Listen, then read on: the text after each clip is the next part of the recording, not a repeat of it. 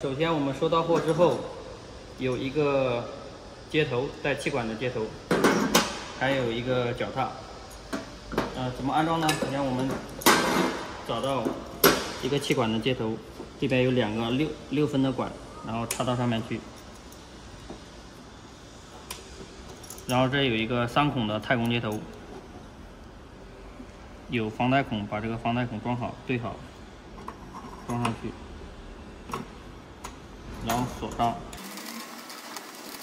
然后我们的另外一端呢，放到我们的机器的另外一个插充器上面，把6分的头插上去，然后这边也一样，锁死。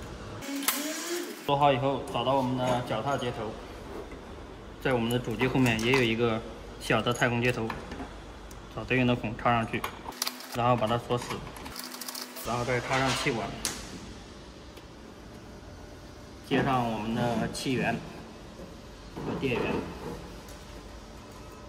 首先，我们先把气插上，然后再把我们的电插上。